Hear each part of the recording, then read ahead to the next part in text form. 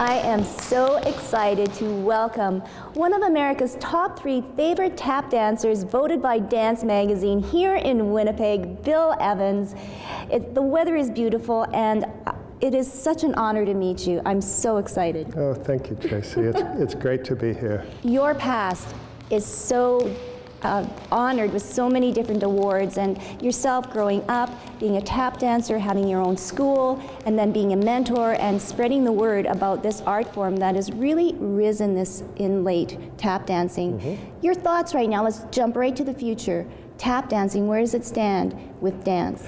Well, I think tap is being fused with many different dance styles. In my own work, I've fused my modern dance work with my tap dance work. And when I dance, you see a modern dancer and a tap dancer. And also I was a ballet dancer, so you see that too. So I think many tap artists are no longer interested in just maintaining the traditions, but they're trying to expand the possibilities of full rhythmic musicality. The whole body is a musical instrument, our feet playing the floor, but the rest of the body also dancing rhythmically and with a whole full body integration. Where do you think it's going, and especially let's talk about boys and males in dance? Yeah, well, you know, it continues to be a challenge. Mm-hmm. Lots of young guys want to dance, but because of peer pressure, sometimes pressure from the father, they are reluctant to express that desire.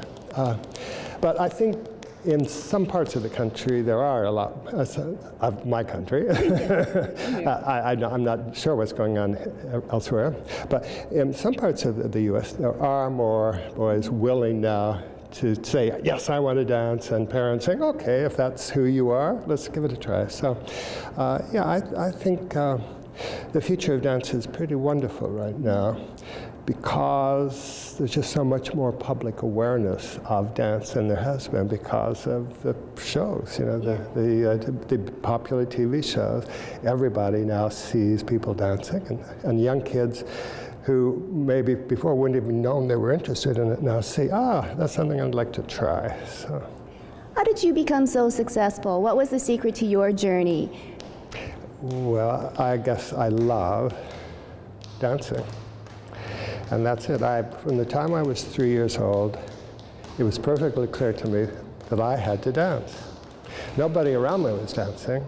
Nobody in my family, nobody in my community was dancing, but I knew I had to dance. I saw Fred Astaire in a movie when I was 3 years old. I knew that was what I needed to do with my life, so I started to do it.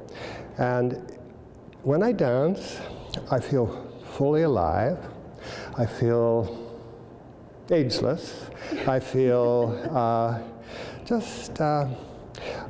I feel the joy of rhythm, of movement. I feel all the knowledge that's been passed on to me from all my ancestors about how wonderful rhythmic movement is, how we celebrate the very fact of life through dancing. So that's what keeps me going. It's a celebration for me.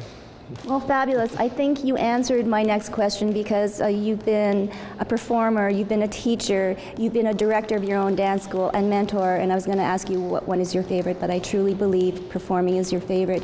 And folks, Bill just turned 75. Thank you. Amazing. Thank you. It was okay that I let out your age. Of course.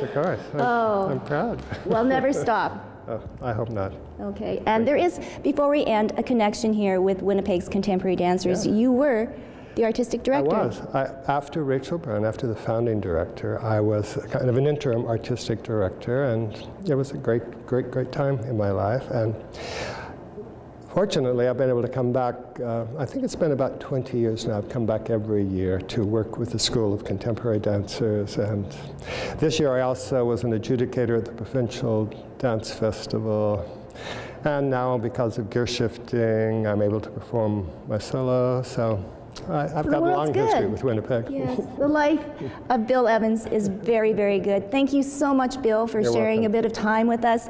And now, a local filmmaker has dedicated a film to Rachel Brown.